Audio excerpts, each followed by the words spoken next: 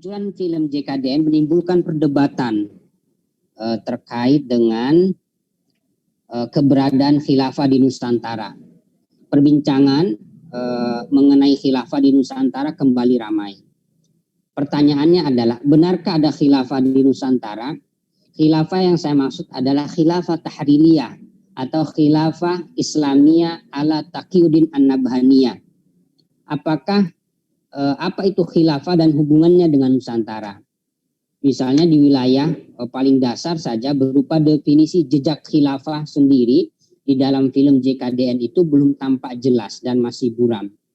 Ketidakjelasan itu menghantarkan pada pertanyaan berikutnya, yakni apakah dinasti Utsmani itu, Ottoman Empire itu bisa dianggap sebagai representasi apa yang diyakini oleh kelompok Hizbut Tahrir sebagai ideologi khilafah di dalam Islam. Itu juga tidak jelas. Yang terjadi justru adalah semacam cocokologisme di dalam mengambil melegitimasi sesuatu, referensi dan lain sebagainya. Kapasitas saya sebagai moderator tentu tidak mengambil posisi sebagai narasumber. Oleh sebab itu di sini telah hadir yang sudah masuk di dalam Zoom ini adalah Prof. Sukron Kamil, kemudian Prof. Muhammad A.S. Hikam, yang dua-duanya merupakan tokoh bangsa yang kita bisa mengambil beberapa ilmu, beberapa pemikiran dari kedua narasumber yang sudah hadir di dalam Zoom ini. Untuk itu saya persilakan terlebih dahulu kepada Prof. Sukron Kamil untuk menjelaskan apakah jejak khilafah di Nusantara ini sebuah sejarah atau dia hanyalah sebagai propaganda di tengah pandemi seperti sekarang ini, Prof. Dengan hormat saya persilakan kepada Prof. Sukron Kamil. Oke, Mas Makmun, saya dikasih berapa menit ini biar ini? 15 sampai 20, Prof. 15 sampai 20. Oke, makasih ya. Mudah-mudahan 20 menit selesai. Nanti diingatkan saja. Akan kita selesaikan dalam 20 menit. Assalamualaikum warahmatullahi wabarakatuh. Waalaikumsalam. Alhamdulillah wassalatu wassalamu ala Rasulillah wa ala alihi washabihi wa man tabi'ahu wa ba'da amma ba'du. Saya pertama saya ucapkan terima kasih kepada teman-teman ID Republika. Ini seingat saya ini pertemuan kedua Mas Maun ya. Dulu pernah juga saya diundang untuk bicara mengenai generasi milenial, hubungannya dengan persoalan Islam radikal. Saya senang juga, yang saya hormati Pak Azikam senior saya, juga Pak Azumari Azra, satu kelembagaan gitu ya. Saya sebenarnya lebih junior dan saya merasa terhormat bisa bicara mengenai hal ini. Tetapi pertama itu, apakah film jejak khilafah di Nusantara itu realitas sejarah atau propaganda gitu ya. Kalau saya sih melihat ya, kalau pakai perspektif ilmiah, nah kalau kita menggunakan pandangan seperti Ibnu Khaldun itu misalnya, kalau kata Ibnu Khaldun itu sejarah itu tidak hanya harus berbasis empirisisme dan rasionalisme, itu saja nggak cukup gitu ya. Nah, tetapi bagaimana penggunaan ilmu sejarah itu yang disebut pada aksiologinya. Ternyata bagaimana lewat ilmu sejarah seorang sejarawan bisa menyelesaikan masalah, dan juga kita temukan itu juga di dalam analisis wacana itu ya. Susah secara keilmuan saja, ilmu apapun termasuk sejarah bisa dihindari tidak berhubungan terkait dengan kekuasaan, karena wacana untuk kekuasaan dan kekuasaan biasanya dibangun oleh wacana. Jadi dalam perspektif sejarah ilmiah saja gitu ya, itu seperti itu gitu ya. Nah, apalagi kalau kita mau lihat film ini sebagai film dokumenter, dan kalau menggunakan teori sastra realis historis, nah itu memang di dalam teori realis historis apalagi sosiologis, realitas sejarah atau dokumen itu bukanlah sebagai realitas hilir, karena itu realitas hulu yang tujuannya adalah untuk kepentingan transformasi sosial. Jadi andaikan pada perspektif ilmiah saja seperti itu, apalagi ini memang dari awal film bentuk atas permintaan senior-senior HTI, ya. Yang karena itulah hemat saya sih, saya berkesimpulan film ini adalah lebih sebagai propaganda ketimbang sebagai sebuah realitas historis. Nah, saya akan memulai. Kenapa begitu? Bagaimana argumennya gitu ya? Nah, kalau saya sih melihat selain argumen teoritis tadi, jadi teori sejarah dan teori realis historis, ya, juga kita bisa menggunakan epistemologi film ini problematik gitu ya. Jadi bagaimana sumber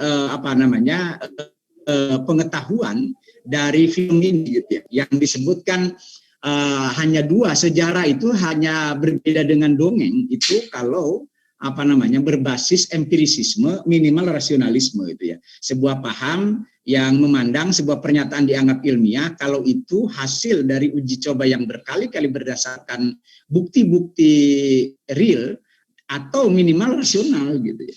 Nah, misalnya gini, pertama, pandangan Islam datang ke Indonesia abad ke-7 itu kan meskipun disebut oleh Hamka, kan dugaan itu lebih sebagai dugaan yang hingga hari ini bukti-bukti historisnya agak susah itu dicari gitu ya. Nah, karena itulah kalau dari sejak dinasti Umayyah, Nusantara sudah menjadi bagian dari besaran khilafah, itu susah sekali bisa dibuktikan gitu ya. Apalagi sumber teksnya itu tidak dijelaskan, itu kan dari mana gitu ya. Itu saya kira yang bagian awal, karena kan hingga hari ini paling cepat Islam dianut itu abad ke-9 dan yang meyakinkan itu abad ke-13 gitu ya. Itu yang pertama. Yang kedua, saya kira kemiripan itu ya, ini yang saya kira lebih banyak dugaan-dugaan yang bersifat melompat. Misalnya ya, kemiripan kuburan Sunan Giri atau Maulana Malik Ibrahim ya dengan kuburan Pasai menjadi kesimpulan bahwa Maulana Malik Ibrahim sebagai yang berasal dari Pasai atau dari Pasai atas perintah raja itu problematik. Karena Maulana Malik Ibrahim kan bahkan dikenal sebagai Maulana Maghribi dari Maroko itu ya, atau minimal dari Yaman itu ya, atau ada juga yang menyebut dia keturunan Zainal Abidin itu ya, keturunan dari Ali. Ada juga yang mengatakan paling ini dari Gujarat. Dari buku sejarah itu nggak ada yang mengatakan dia dari ini. Jadi berdasarkan buku-buku sejarah soal itu ada keliru gitu ya.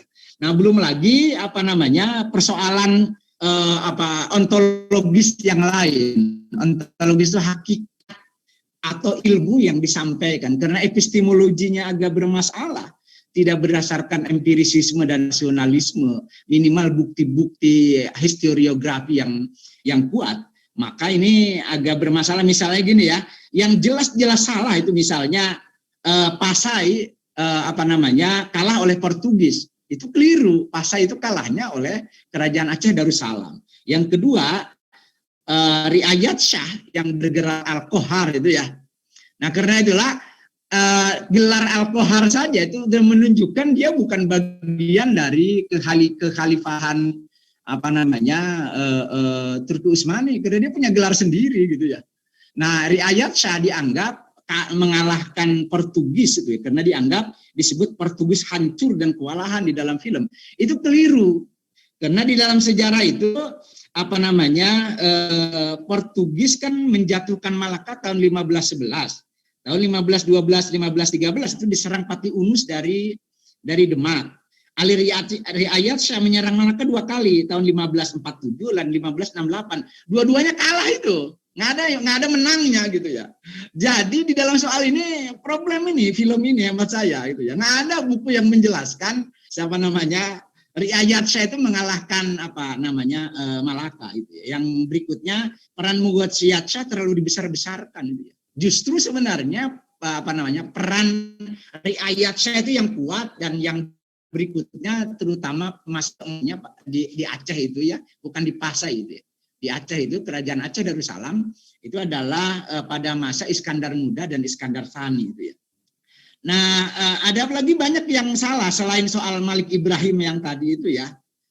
Juga gini, yang hemat saya agak bermasalah ya itu ya, Islamisasi di daerah Sumatera itu menurut sejarawan lebih banyak bukan pengaruh Pasai itu ya, pengaruh Aceh Darussalam. Karena itulah Islamisasi Sumatera umumnya adalah dari Aceh gitu. Dan Islamisasi wilayah seperti Jawa itu agak tersendiri gitu ya. Karena itulah kalau dianggap bagian dari Pasai, justru meruntuhkan Islamisasi tidak lewat jalur politik, yaitu lewat jalur budaya dan juga perdagangan, termasuk di dalamnya adalah jalur Sufism gitu ya. Nah, jadi ya saya kira lagi-lagi dugaan yang di dalam bahasa hermeneutik itu terlalu di depan analisisnya, kurang di belakang sih enggak ya, tapi kurang di tengah.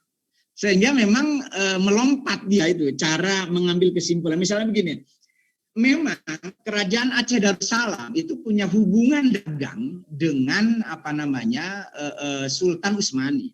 Tetapi hemat saya susah melihat bukti-bukti historis kerajaan Aceh Darussalam bisa dianggap sebagai kegubernuran dari Utsmani gitu ya.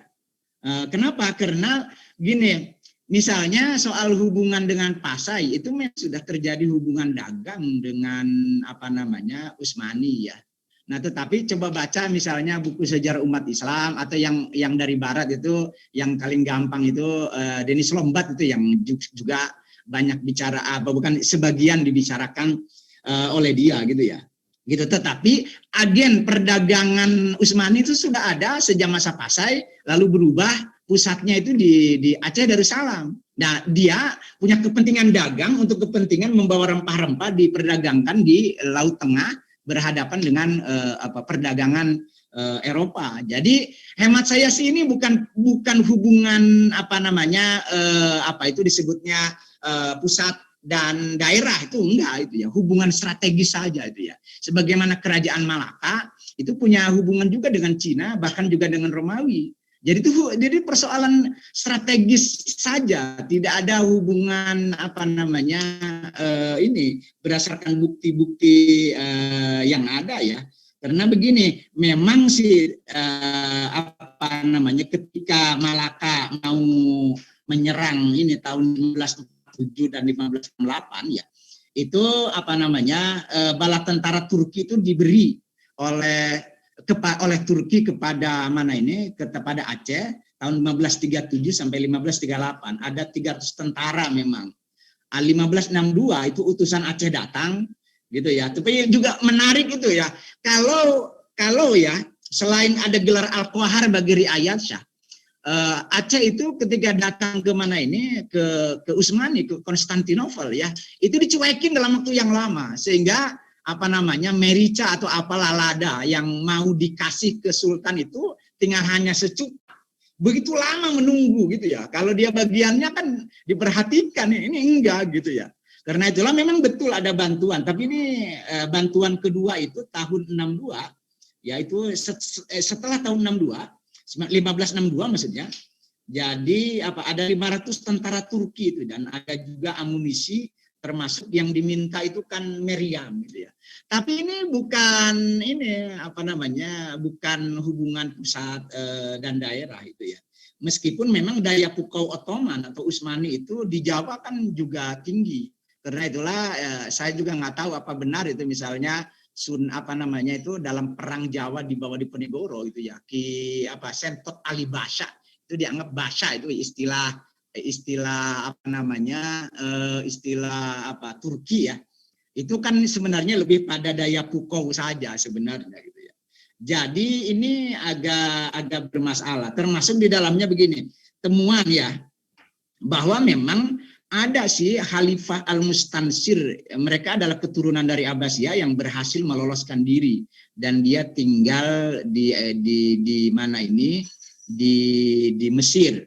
Dan Baibas itu ya salah satu kerajaan Mamluk yang keempat yang paling berhasil tahun 1260 itu ya, dia berkuasa, tapi setelah mendapatkan baiat dari Al-Mustansir, keturunan Abbasiyah yang berhasil lolos setelah tahun 1258 Abbasiyah itu dihancurkan gitu ya. Tetapi dia itu adalah boneka itu ya, nggak ada khilafah dalam pengertian yang sesungguhnya.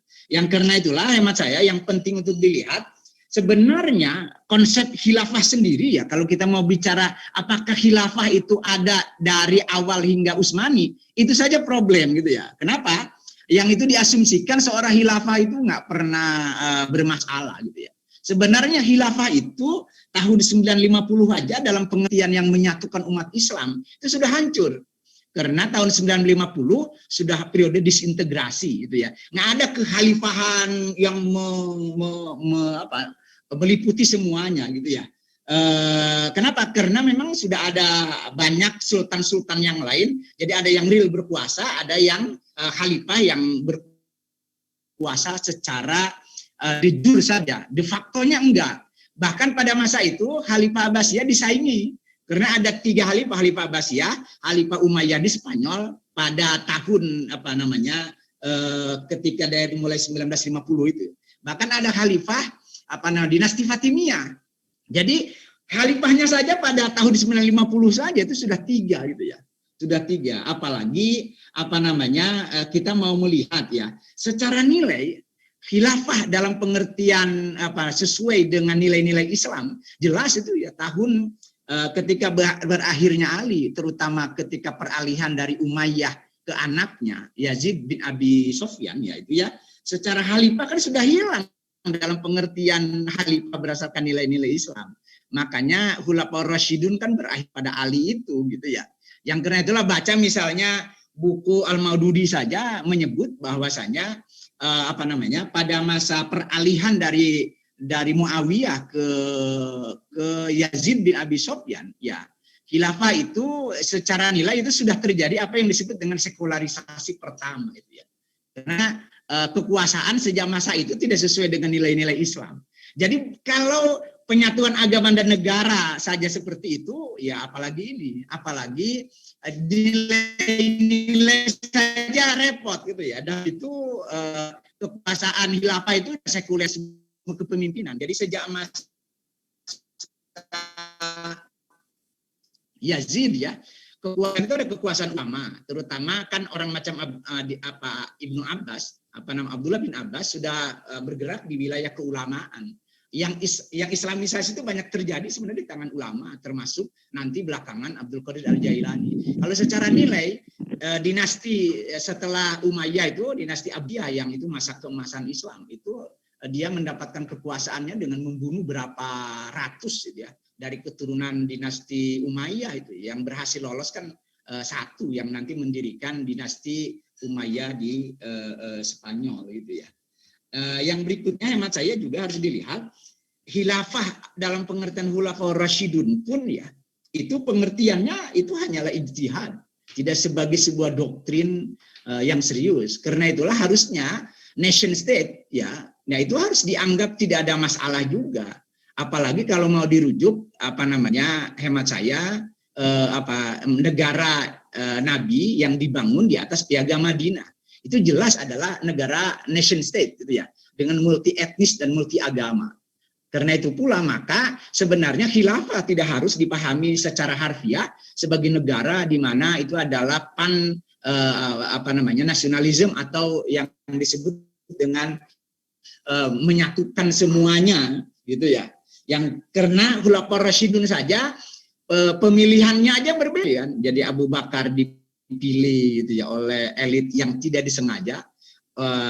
Umar bin Khattab ya itu dipilih karena dia wakil presiden.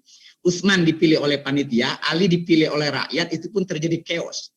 Dan itu adalah sebuah uji coba, sebuah demokrasi yang tanpa sekat sekalipun, tanpa ada pengawalan, dan itu gagal. Yang karena itulah maka khilafah berubah yang tadi secara nilai-nilai pada masa Umayyah menjadi sebuah dinasti. Karena itulah saya sering menyebut, saya jarang menggunakan khilafah Umayyah, saya lebih suka menyebut dinasti Umayyah dan dinasti Abbasiyah. Yang karena itu pula maka hemat saya ketika disebut Nusantara sebagai satu kesatuan dari umat Islam, itu dari sejak ini itu problem gitu ya, apalagi saat ini. Jadi termasuk di dalamnya peralihan itu ya dari 1258 ketika jatuhnya Abbasiyah ke Sultan Salim itu cukup jauh. Sultan Salim lah yang pertama menggunakan gelar Khalifah di Kerajaan Utsmani. Jadi tahun 1258 abad ke-13 Islam hancur. Nah sempat ada boneka tadi Al-Mustansir ya. Ya, tetapi kan nggak ngaruh. Bahkan Ibnu Khaldun nggak pernah menyebutkan. Sultan Salim 1512 itu jadi abad ke-13, abad 14, 15, 16 itu baru ada khalifah lagi gitu ya. Jadi khalifah itu pernah kosong sekitar 3 abad gitu ya. Nah itu karena itu pula maka kalau disebut satu kesatuan Islam, saya kira sebuah konsep dari HT itu yang lebih problematik sebenarnya, karena memang kalau dibicara satu kesatuan Islam, jelas itu sudah hancur sejak tahun 1950-an, bahkan juga sudah pernah tiada 3 abad gitu ya, lalu hidup lagi gitu ya. Dan apalagi kalau secara nilai jelas memang sejak masa Umayyah saja sudah jauh dari nilai-nilai Islam. Bahkan kalau kita mau ini justru negara Pancasila itu sesuai dengan nilai-nilai Islam, terutama adalah negara multi etnis dan multi agama yang dibangun oleh Nabi sendiri itu ya. Saya kira itu karena memang ini hanya baru pengantar ya, kita diskusi lebih lanjut lah di sesi berikutnya. Makasih Mas Mom, sekiranya dari saya. Assalamualaikum warahmatullahi wabarakatuh. Siap. Waalaikumsalam warahmatullahi wabarakatuh. Sebelumnya saya ingin mengabarkan ini ada informasi bahwa Prof. Azra dipanggil sama Menko PMK, Prof. Jadi berhalangan untuk masuk. Sebelumnya sudah konfirmasi, ini tiba-tiba ada panggilan Menko PMK. Titip salam untuk Prof. Supron dengan Pak AS Hikam dan sahabat-sahabat yang hadir di webinar pada siang hari ini. Berikutnya kita juga perlu mengetahui pandangan dari seorang Prof. Muhammad AS Hikam. Beliau ini saya kenal beliau dari almarhum Ki Haji Ahmad Hasyim Muzadi, dan pemikiran-pemikiran beliau, buku-bukunya insya Allah lengkap di perpustakaan saya. Jadi sangat menarik kalau kita membaca pemikiran-pemikiran beliau juga terkait dengan nation state atau demokrasi atau khilafah dan lain sebagainya. Untuk lebih itu saya mempersilakan kepada Prof. AS Hikam juga untuk memaparkan tentang apakah memang film JKDN ini sekedar propaganda ataukah fakta sejarah, di mana memang di musim pandemi seperti sekarang ini orang yang mengaku sebagai Hizbut Tahrir itu di dalam riset kita itu di awal-awal pandemi kita ambil dari 2 Februari akhir itu dia sudah naik 0,4%. Nah, karena kenaikan inilah kemudian membuat mereka optimis untuk menyebarkan kembali narasi-narasi khilafah tahririyah mereka dengan membuat film-film dokumenter seperti ini. Nah, bagaimana pandangan seorang Prof. Muhammad AS Hikam yang dikenal sebagai pengamat dari sisi politik? Waktu 20 menit juga saya berikan kepada Prof. Dengan hormat. Terima kasih Mas Makmun, saya tolong diberi izin atau dibiarkan untuk men-share screen saya Mas, walaupun cuma sedikit. Siap, ini gimana? Share screen. Ya kok masih disable soalnya.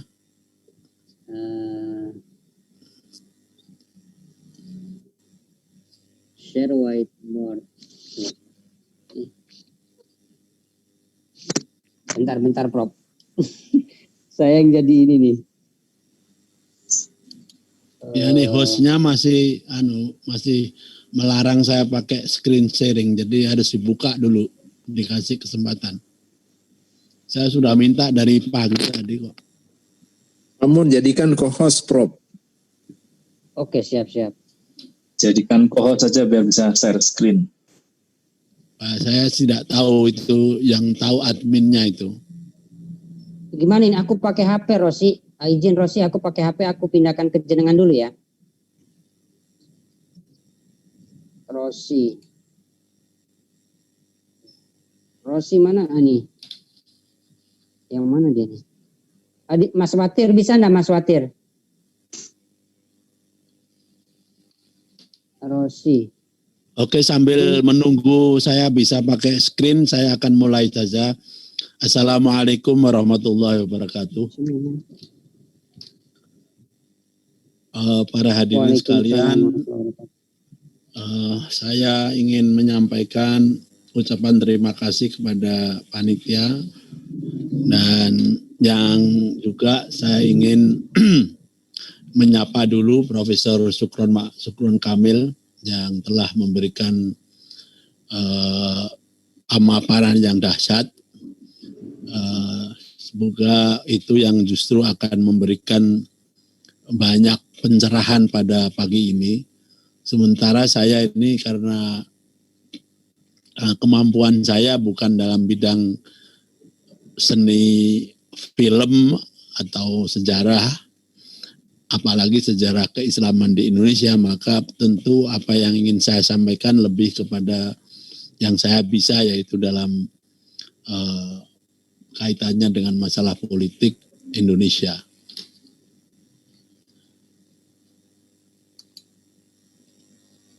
Nah, ini sekarang saya sudah bisa pakai screen ini sekarang.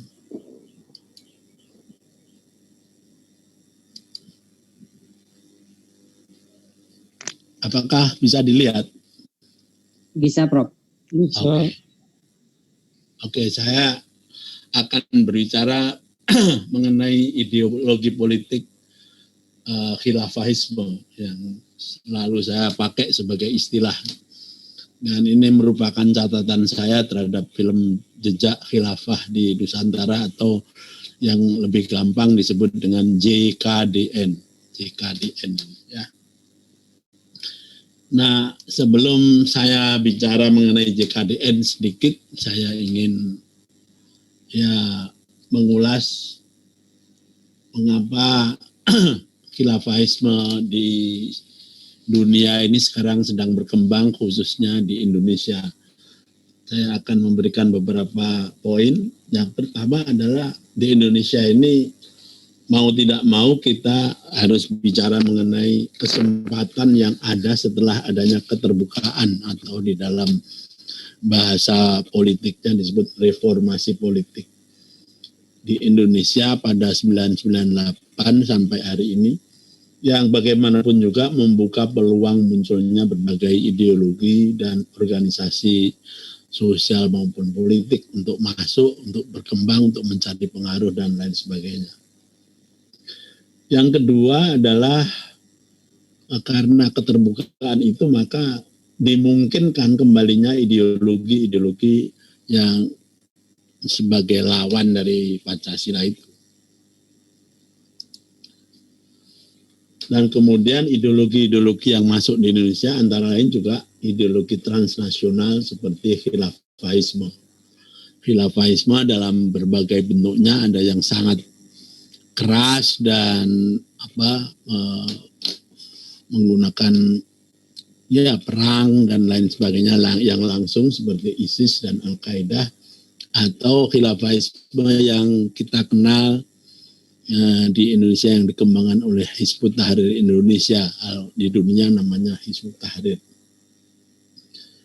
Nah, mereka ini atau ideologi-ideologi transnasional seperti ini mengklaim memberikan alternatif pilihan ideologi kepada umat Islam sebagai alternatif dari ideologi sekuler maupun ideologi Islam yang ada, misalnya ideologi nasionalisme, ideologi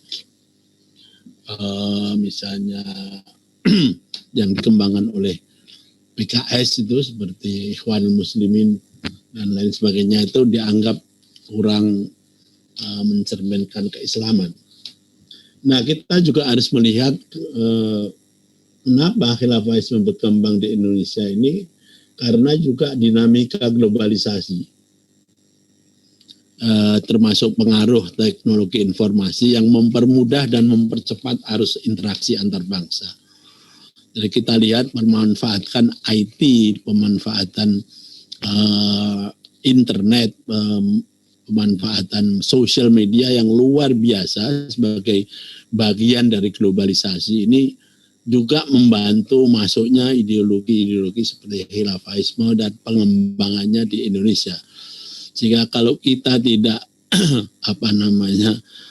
waspada terhadap persoalan ini dan menganggap mereka itu sama saja dengan pengaruh zaman pan-islamisme dan lain sebagainya, ya saya kira kita akan bermasalah karena mereka sudah menggunakan pendekatan-pendekatan revolusi industri 4.0.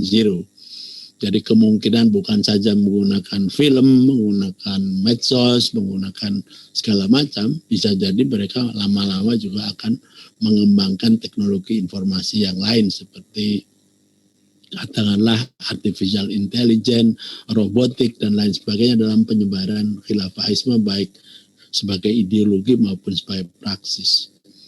Kemudian yang juga jarang diperhatikan tetapi sebetulnya itu sudah taken for granted adalah bahwa kelompok-kelompok ideolog seperti khilafahis dan lain sebagainya itu juga memanfaatkan identitas mayoritas penduduk. Dan di Indonesia karena mayoritas penduduk itu identitasnya adalah Muslim, maka mereka tentu saja akan sangat mempergunakan identitas itu sebagai wahana maupun mungkin sebagai kamuflase juga. Dan yang terakhir kenapa bisa berkembang cepat selama 20 tahun terakhir ini karena memang terus terang saja kita juga harus mengakui bahwa masalah Hamkamnek atau pertahanan keamanan negara khususnya di dalam bidang ideologi dan politik identitas dan lain sebagainya itu memang masih lemah. Nah karena itulah, karena environment seperti ini, khilafahisme kemudian bisa berkembang di Indonesia sama juga dengan ideologi-ideologi tandingan yang lain atau counter ideologi yang lain. Nah sekarang saya ingin sedikit masuk pada film JKDN dan ideologi politik khilafahisme. Jadi menurut saya yang bukan ahli film dan bukan ahli sejarah seperti Profesor Sukron tadi itu, maka saya melihat atau membaca film ini dari satu satu theoretical foundation atau dasar teoritis yang more or less itu dipengaruhi oleh apa yang disebut sebagai sociology of knowledge, ya, yang zaman dulu dikembangkan oleh Karl Mannheim dan lain sebagainya itu, dan akhir-akhir ini juga dikembangkan oleh kelompok-kelompok postmodernisme. Jadi saya membaca menggunakan pendekatan sociology of knowledge yang juga mempunyai dampak kepada pemahaman yang bersifat kultural. Nah, sociology of knowledge itu pada prinsipnya secara sederhana melihat bahwa produk seperti JKDN dan lain sebagainya itu pasti dipengaruhi oleh siapa yang membuat kultur mereka, cara pandang dunia mereka, dan juga relasi-relasi struktural dalam pengertian ekonomi politik yang sedang dihadapi pada saat itu, pada saat mereka memproduksi, dan implikasinya juga seperti itu. Nah, setelah saya melihat beberapa kali film ini, maka ada beberapa hal yang menurut saya penting untuk digarisbawahi. Yang pertama, pemahaman ontologis mereka yang tadi sudah disinggung secara panjang lebar juga oleh Profesor Sukron tadi itu, bahwa power atau kekuasaan adalah basis ontologis dan teologis di dalam Islam menurut versi yang membuat ini. Jadi saya tidak akan berpretensi untuk mengatakan ini salah, ini benar, dan lain sebagainya. Tapi saya ingin mencoba memahami apa yang mereka pikirkan.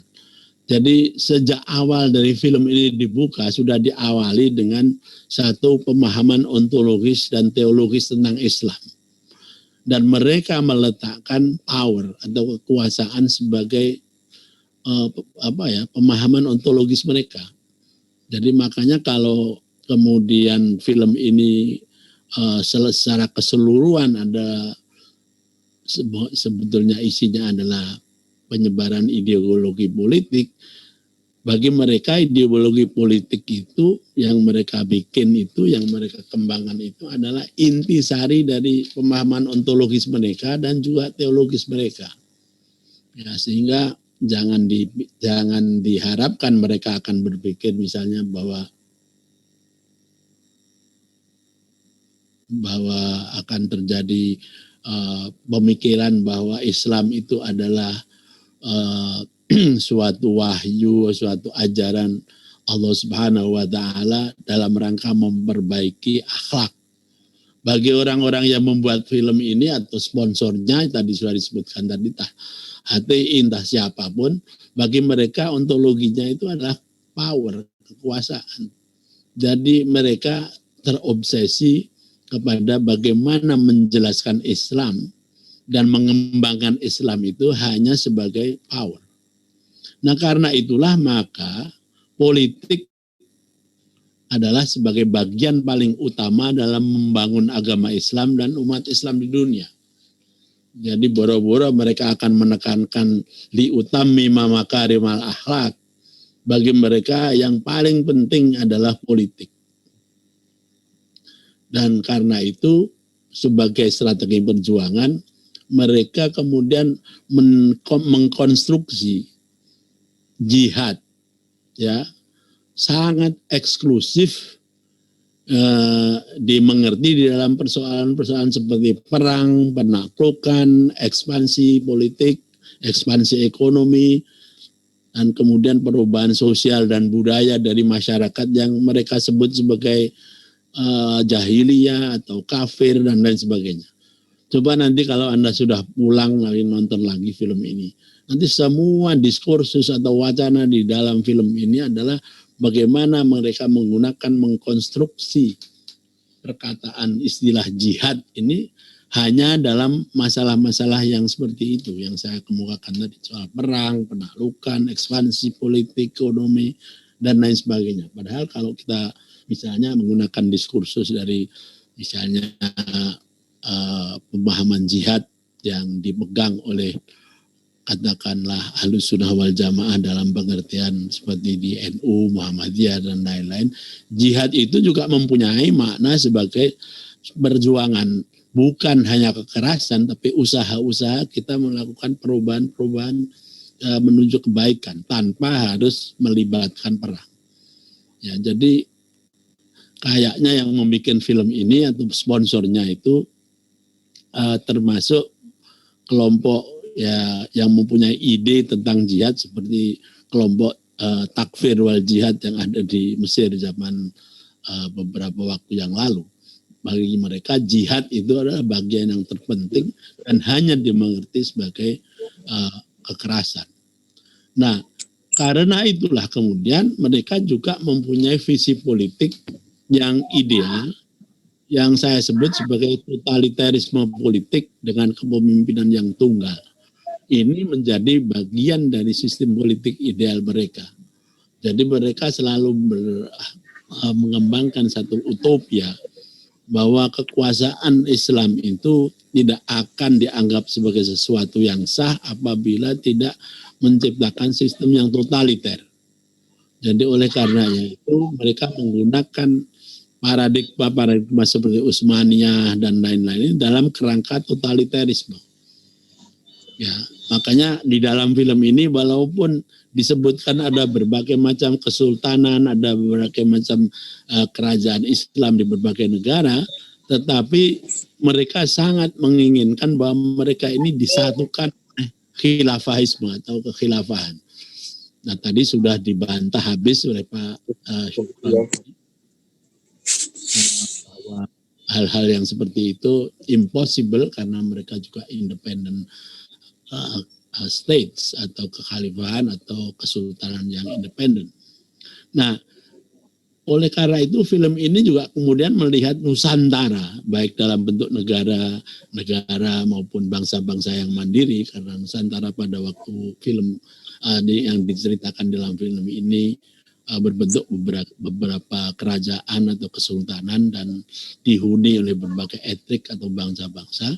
Maka yang menarik dan juga memang konsekuensi logis dari totalitarisme itu adalah mereka pembuat film ini hanya melihat Nusantara itu sebagai bagian dari sebuah imperium yang tunduk atau berbaiat kepada seorang khalifah. Dan kalau kemudian ini dibantah oleh para sejarawan seperti Peter Carey, seperti filolog seperti Profesor Sukron, atau sejarawan seperti Profesor Azumardi, maka bagi mereka ini sesuatu yang memang konsekuensi logis dari ontologi dan teologi politik mereka, bahwa semua yang di luar pusat dari kekhalifahan itu dianggap mereka hanya sebagai bagian dari satu imperium.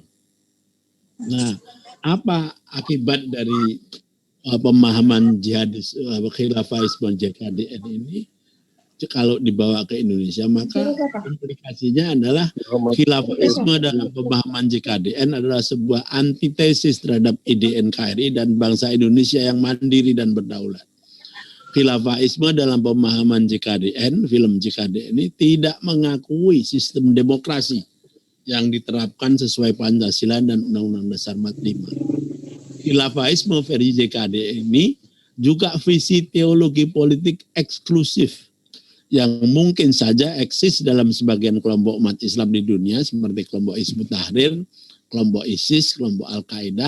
Namun dalam konteks NKRI, dia adalah sebuah visi politik radikal. Radikal dalam pengertian saya bukan radikal secara umum, radikal yaitu suatu ide, gagasan, perbuatan yang ingin melakukan perubahan fundamental di dalam kemasyarakatan, kenegaraan yang menggunakan cara-cara berlawanan dengan Pancasila dan Undang-Undang Dasar 45. Itulah radikalisme.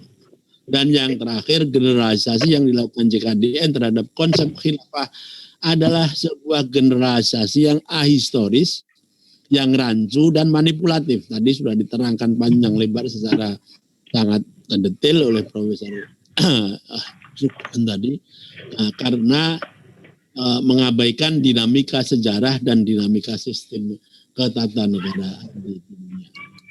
Nah, bagaimana kalau kita mau menanggulangi penyebaran khilafahisme seperti ini?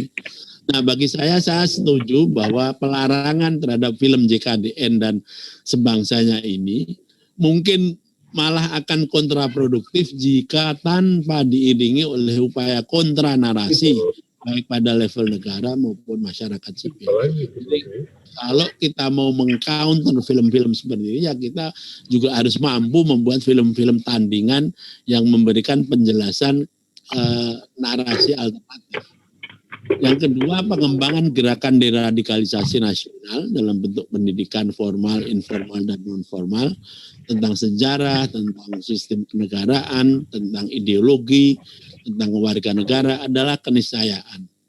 Kemudian juga pemahaman di luar akademis mengenai konsep-konsep yang berpotensi menjadi arena perebutan makna dalam wacana keislaman seperti dakwah, jihad, khilafah, khalifah, dan segala macam itu perlu seperti JKDN ini yang melakukan semacam pemelintiran atau manipulasi di dalam pemahaman seperti propaganda mereka katakan sebagai dakwah, peperangan, kekerasan, bahkan mungkin ya aksi kudeta dianggap sebagai bagian dari jihad. Khilafah yang jelas mempunyai pemahaman berbeda-beda setiap kurun waktu kemudian dianggap sebagai sesuatu yang sama. Khalifah juga demikian, akan dibikin hanya satu saja padahal fakta sejarah menunjukkan ada khalifah itu ada berbagai macam. Dan terakhir, pemberdayaan masyarakat sipil, ya, negara dan juga masyarakat politik adalah sangat penting di dalam memahami ideologi transnasional ini. Dan dalam hal ini saya setuju kalau BPIP sangat diperankan dalam ini. Inilah beberapa hal yang ingin saya sampaikan dalam prasaran yang singkat ini. Sekian dan terima kasih. Wallahul muwaffiq ila aqwamit thoriq. Assalamualaikum warahmatullahi wabarakatuh. Waalaikumsalam warahmatullahi wabarakatuh. terima kasih kepada Prof. Prof. Hikam yang telah memaparkan tentang beberapa hal terkait dengan cara pandang bukan dilihat dari seorang penikmat film atau dari seperti orang di dunia ilmu komunikasi, tetapi apa yang disampaikan oleh Prof. Hikam ada beberapa hal yang menjadi penekanan, misalnya terkait dengan jihad itu sendiri. Memang beberapa tahun terakhir ini, Prof, mereka menggunakan tiga istilah yang saling terpadu di dalam pergerakan mereka, yakni pertama menaikkan kembali konsep al-wala wal bara di dalam tatanan keimanan, kemudian di dalam tatanan tahap keduanya yaitu jihad, dan yang terakhir adalah khilafah itu sendiri. Jadi khilafah itu bagian jihad paling penting, dan salah satu wujudnya adalah dengan menarasikan film dokumenter itu. Nah, ini kita ada beberapa pertanyaan baik untuk Prof. Sukron maupun Prof. Hikam dari media sosial kita. Ini pertama untuk Prof. Sukron. Di dalam film Jejak Khilafah di Nusantara itu, Prof, dulu katanya banyak negara-negara Islam di Nusantara yang menjadi negara bawahan dari Khilafah Turki Utsmani.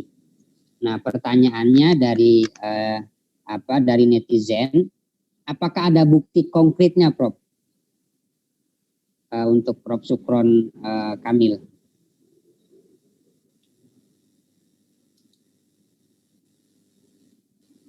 Izin Prof. Sukron. Langsung ya? Gini Prof, siap. Oke. Ya, pertama saya tadi lebih banyak bicara film sebagai sebuah teks murni gitu ya. Saya kira kerangka makronya itu tadi disampaikan oleh Prof. A.S. Hikam itu ya. Ya, sebenarnya kan begini, di dalam teori komunikasi atau apapun termasuk di dalamnya sastra, sebenarnya film ini kalau menggunakan teori sosiologi sastranya misalnya Weber itu ya, yang harus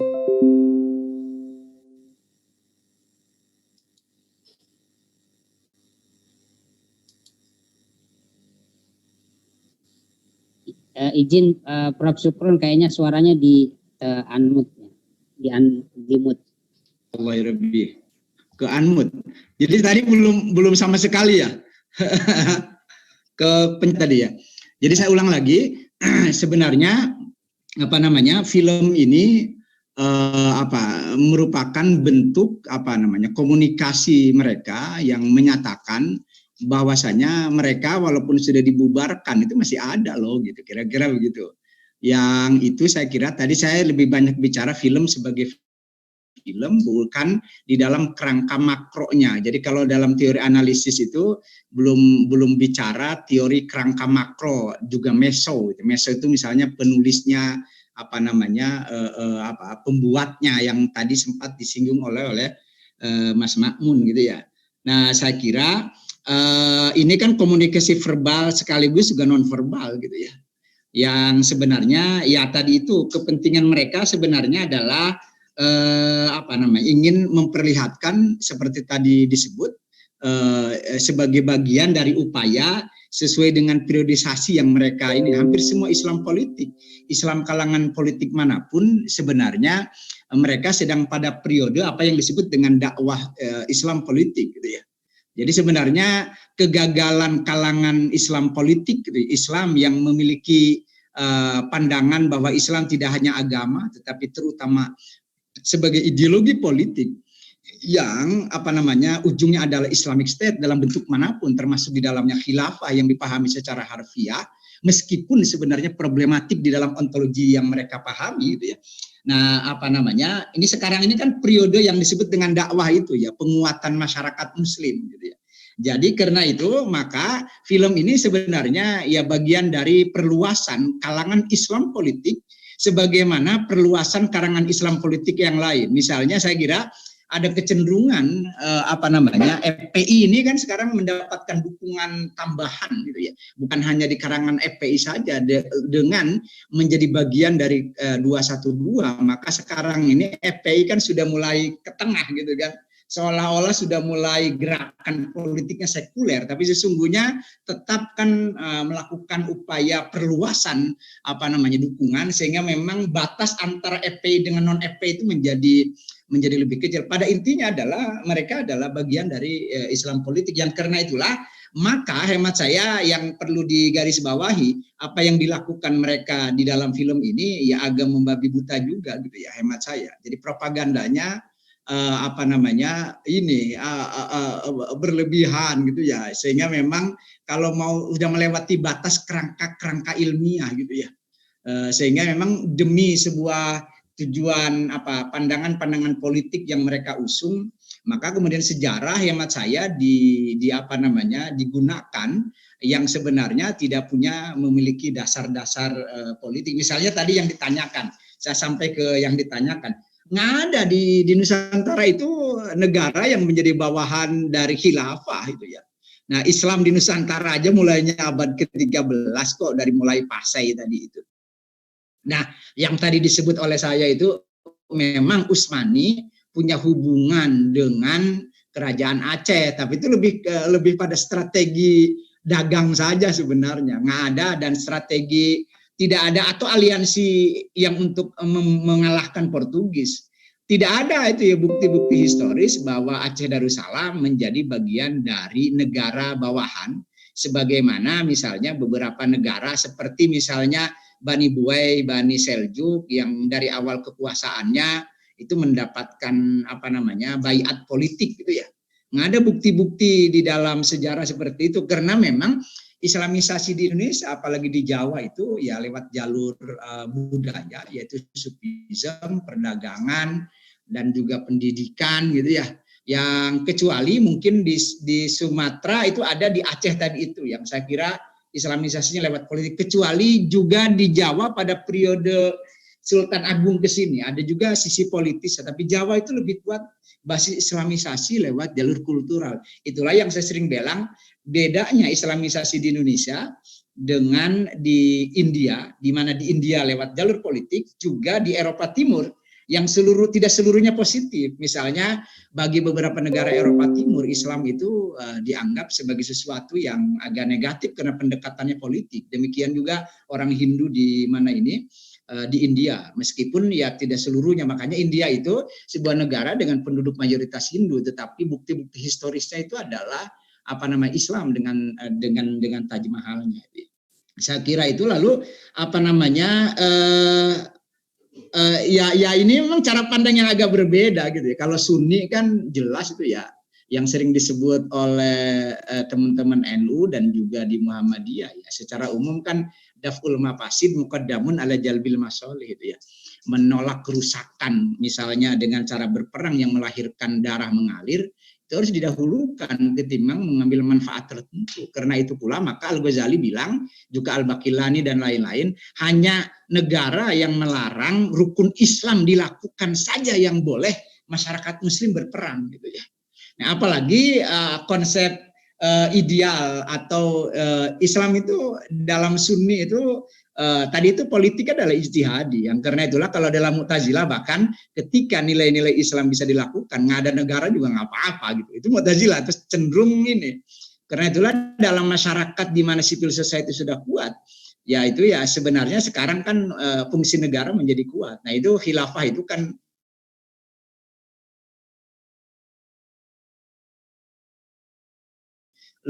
sebenarnya tidak kuat, dan itu hemat saya agak ahistoris itu ya. Islam itu di dalam pemikiran politik apalagi Sunni seperti yang tadi saya sebutkan. Karena itulah kalau NU dan Muhammadiyah jelas NKRI itu adalah sebagai negara final yang tidak mengurangi keislamannya. Kalaupun mau dianggap kurang itu hanya pelaksanaan pidana Islam, tetapi kan dalam buku Bidayatul Mujtahid misalnya pidana Islam itu opsional gitu ya, tidak sebagai satu-satunya. Makanya Nabi selalu kalau didatangi oleh orang yang ingin mengkisos orang, sudah membunuh orang, lalu orang yang dibunuhnya pengen dibunuh lagi, dihukum mati. Nabi bilang udah maafkan sajalah katanya gitu. Kok nggak bisa dihidupkan lagi? Sehingga kata Nabi kalau kamu memaafkan maka dosa antara kamu sejak lahir sampai sekarang itu terhapus gitu ya. Itu artinya yang disebut dengan ihsan itu ya. Ihsan itu adalah memberi berbuat baik kepada orang yang berbuat buruk gitu ya. Nah demikian juga hukum yang lain saya kira pada sesinya tersendiri. Pada intinya adalah ini adalah bagian dari gerakan HTI ketika mereka dibubarkan. Maka sekarang itu gerakannya itu yang disebut dengan kalau di dalam teori budaya itu adalah pada tahap sosialisasi gagasan-gagasan khilafah gitu ya. Seolah khilafah itu sebagai sebuah kewajiban gitu ya. Murni harfiah. Padahal sebenarnya ya khilafah itu tidak sebagai sebuah kewajiban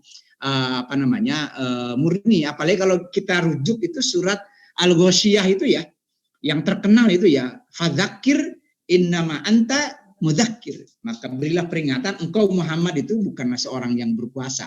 Lasta alaihim bimusaitir.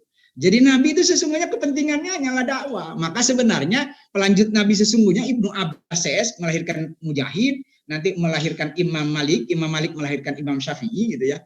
Nah meskipun Imam Malik sama Imam Hanafi kan sebanding gitu ya. Ulama-ulama itulah sampai ulama Nusantara seperti Syekh Nawawi, Syekh Mahfud At-Tirmasi, sampai pendiri NU Kiai Haji Hasyim Asy'ari dan sampai sekarang ini gitu ya. Yang karena itulah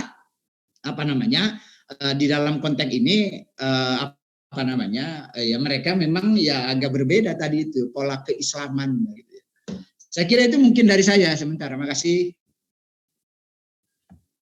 Baik, terima kasih Prof atas pemaparannya bahwa ada titik penekanan yang disampaikan oleh Prof Supron bahwa apa yang disampaikan di dalam film JKDN ada hubungan struktural antara Turki Utsmani atau negara-negara luar dengan Nusantara kala itu tidak memiliki bukti yang konkret.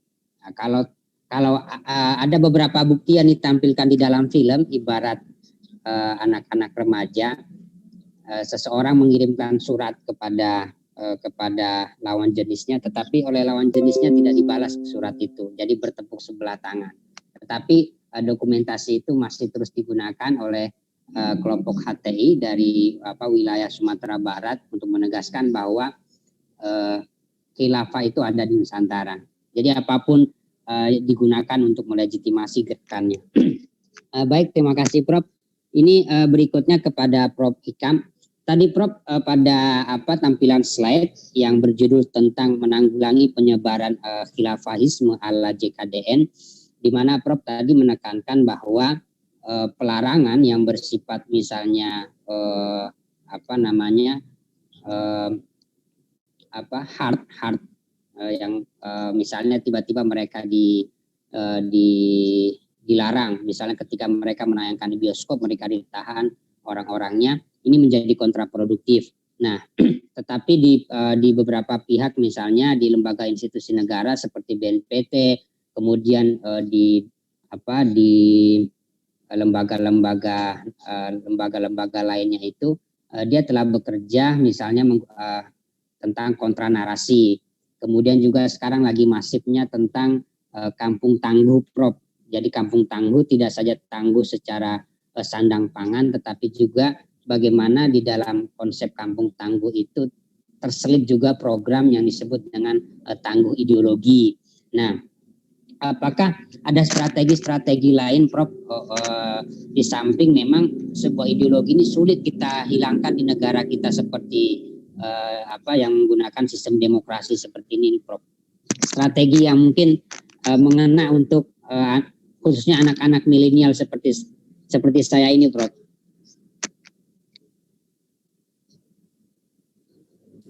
Ya, seperti prinsip yang saya kemukakan adalah bahwa harus ada kemampuan dari para pihak, apakah itu negara, apakah itu masyarakat sipil, ya dengan segala macam isinya, untuk melakukan semacam kontra narasi. Ya, karena apa? Karena di dalam faktanya saja, Anda kan sudah nggak mungkin melarang penyebaran film JKDN. Karena Anda bisa cabut di sini, tapi ya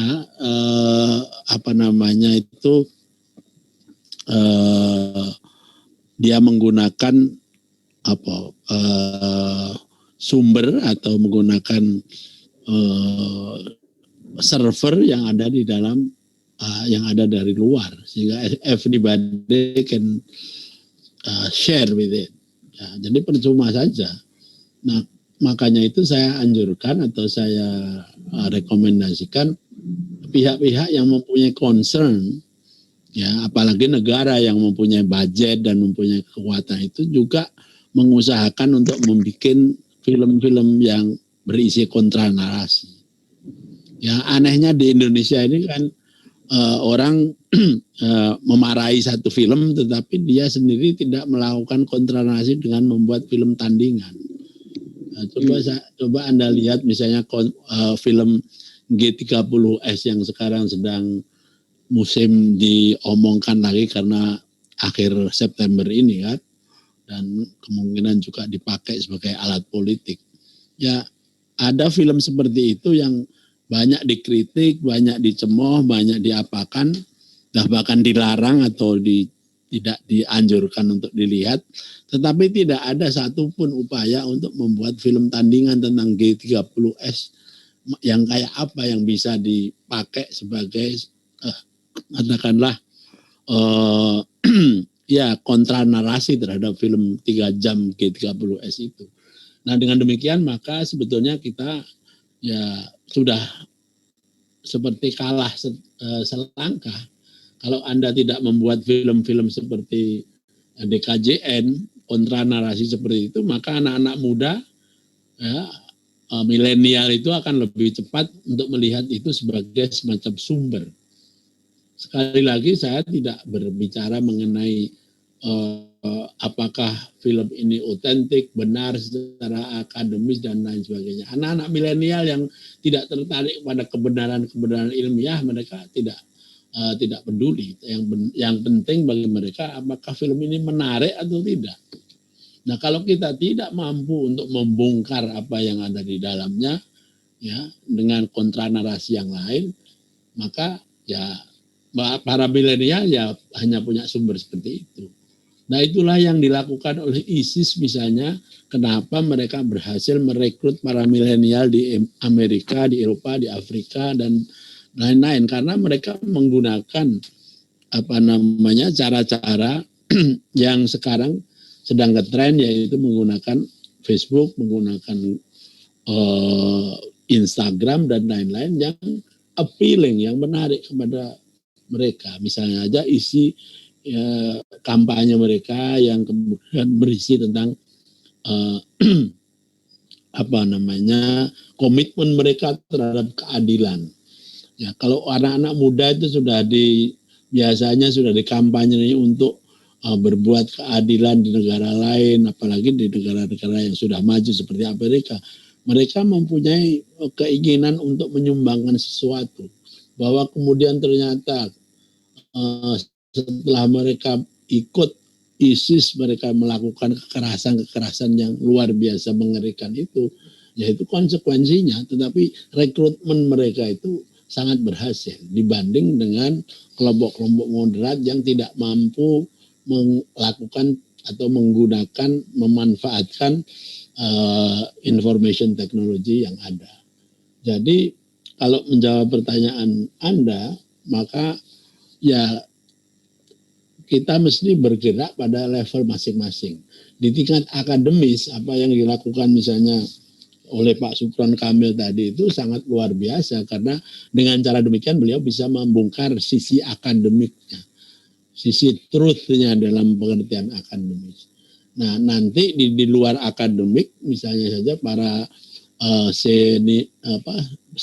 seniman film, sinematografer, ya, dan lain sebagainya, itu juga mencoba mendekati para akademik bagaimana membuat counter naratif yang efektif.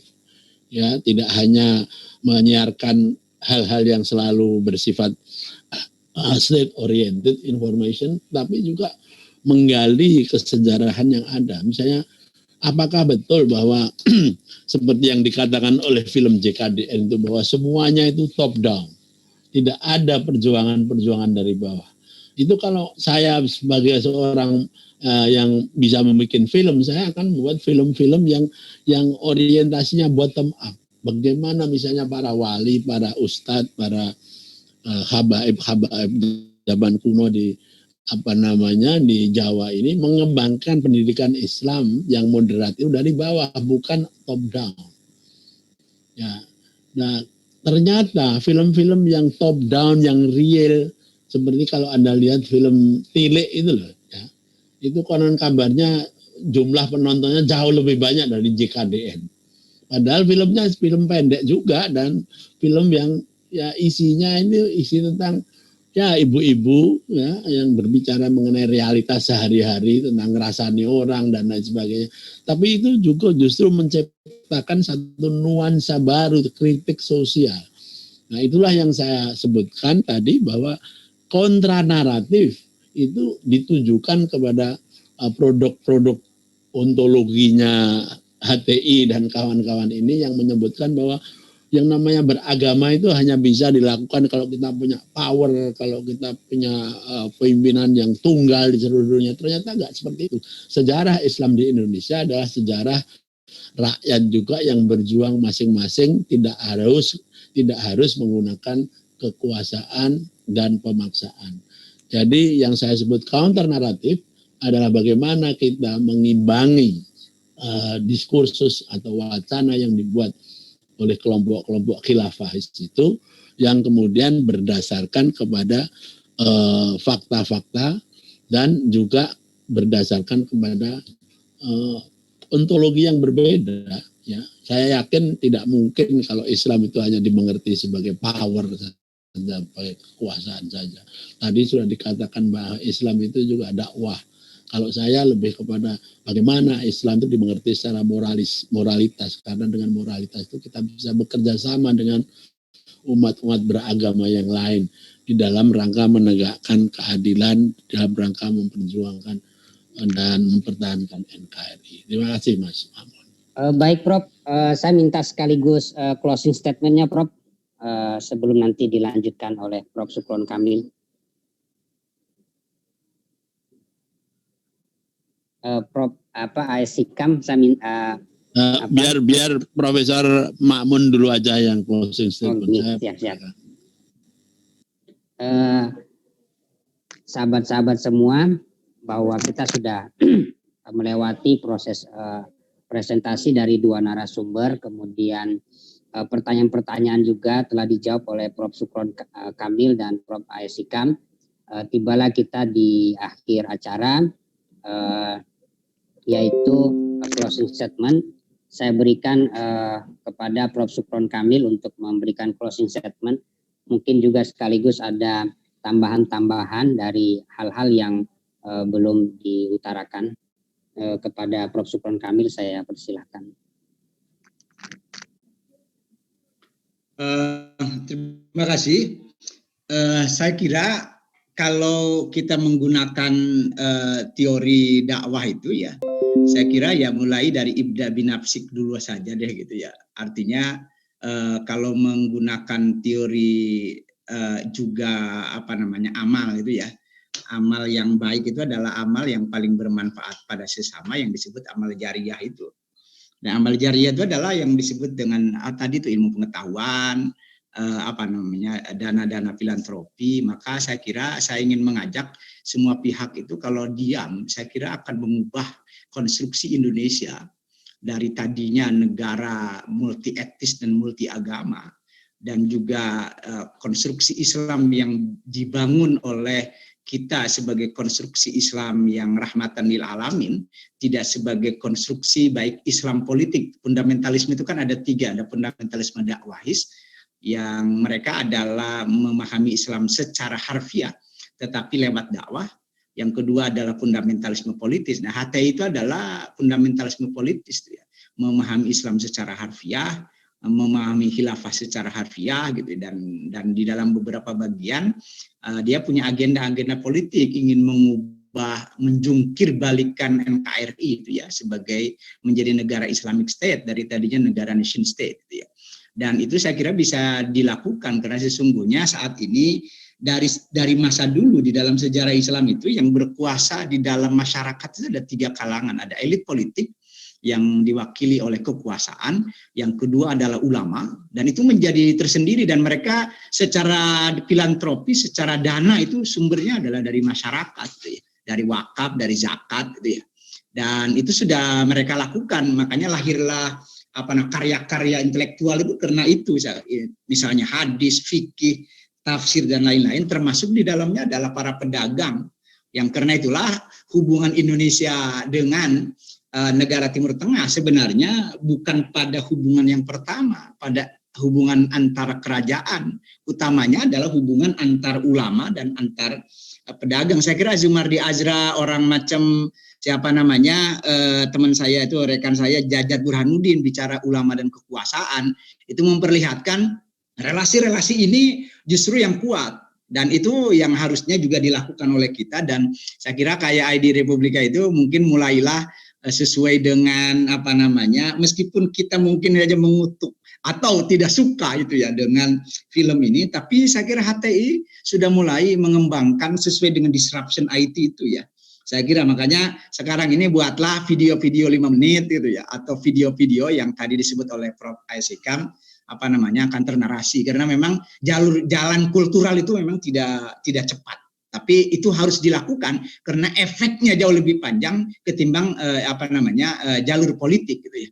Mungkin itu sebagai close statement dari saya, biar kita semua itu jangan saling mengandalkan gitu ya. Yang guru itu saya kira mulailah bicara di hadapan kaum milenial gitu ya. Kita sebayang dai juga sama, akademisi juga sama, dan saya dan kawan-kawan sekarang itu sudah mulai terbiasa membuat video hanya 5 menit, dengan begitu didengar maksimal sekali ya 7 menit saya kira, yang itu diharapkan ya tidak mengubah konstruksi Indonesia dan konstruksi Islam secara umum gitu ya. Saya kira demikian dari saya. Makasih atas perhatiannya, dan saya juga makasih kepada panitia, Pak teman-teman Mas Makmun ini, Watir dan lain-lain. Sampai ketemu lagi. Mohon maaf kalau ada yang kurang berkenan gitu ya. Tapi itu yang saya sampaikan sesuai dengan ilmu yang saya punyai. Makasih. Assalamualaikum warahmatullahi wabarakatuh. Waalaikumsalam warahmatullahi wabarakatuh. Terima kasih Prof. Sukron Kamil atas pemaparannya. Tanpa memperpanjang waktu, saya persilakan dilanjutkan oleh Prof. Aisyikam. Ya, saya juga ingin menyampaikan bahwa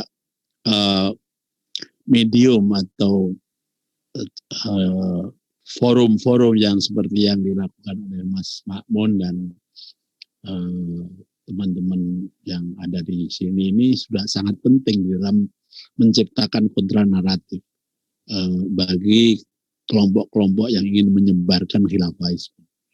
Dan saya kira ke depan tantangannya justru makin besar. Karena apa?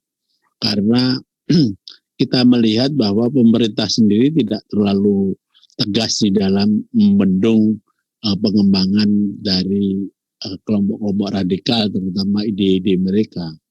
Jadi sangat tergantung pada masyarakat sipil sebetulnya.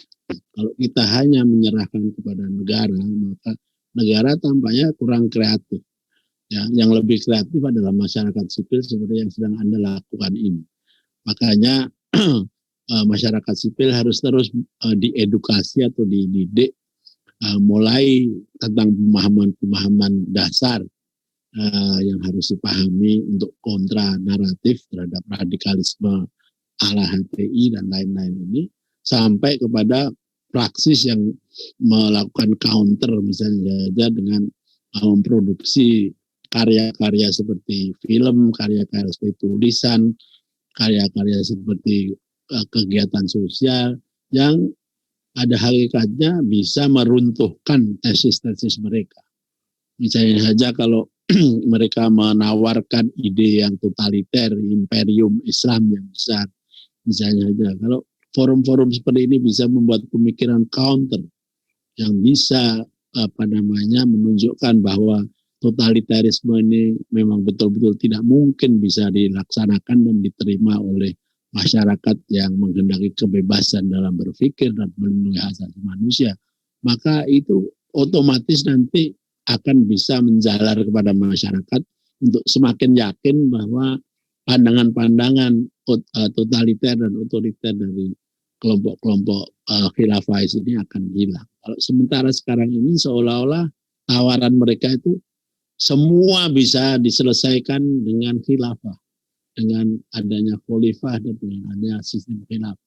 Ya, mau ada masalah apa, ada pandemi khilafah, mau ada orang kelaparan khilafah, mau orang ketabrak mobil khilafah, semuanya khilafah. Itulah totalitarisme yang menipu sebetulnya.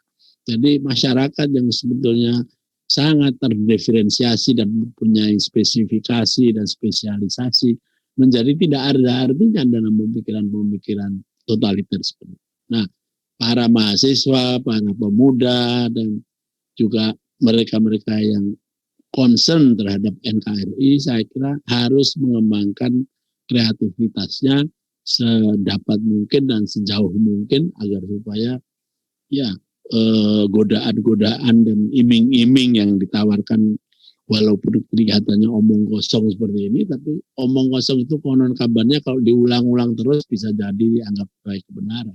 Maka jangan sampai kita berhenti selama pemerintah juga masih terus kurang tegas dan di dalam melakukan deradikalisasi ini terlalu formal dan birokratis, maka masyarakat sipil lah yang harus memegang tanggung jawab. Saya kira itu saja. Terima kasih. Assalamualaikum warahmatullahi wabarakatuh. Waalaikumsalam warahmatullahi wabarakatuh. Terima kasih kepada Prof. Aisyikam yang telah memberikan tugas kepada kita teman-teman yang hadir di sini juga, bahwa kerja kontra narasi, kontra ideologi menjadi tugas kita bersama untuk saling bergandengan tangan satu dengan yang lainnya untuk tetap menjaga keutuhan negara kesatuan Republik Indonesia, di mana memang per tahun 2020 ini tidak saja dari kelompok Hizbut Tahrir Indonesia yang kencang memberikan narasi dan edukasi perspektif mereka di media sosial.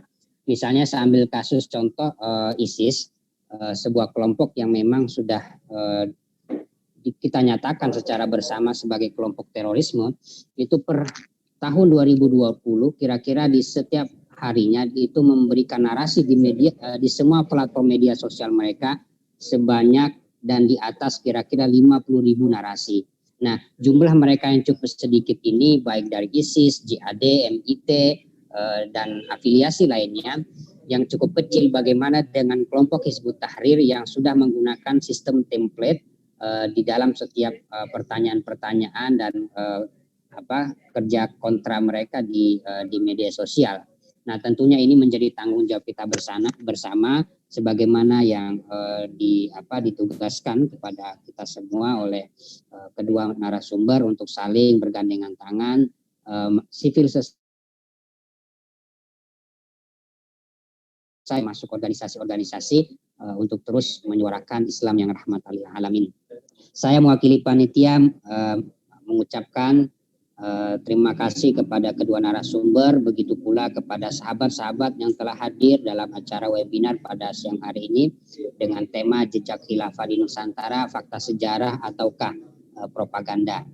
Nah, teman-teman bisa menyimpulkan, kalau toh saya menyimpulkan pasti ada perspektif yang bersifat subjektif atau objektif, maka saya memberikan kesimpulan kepada teman-teman sebagaimana yang dibicarakan oleh kedua narasumber.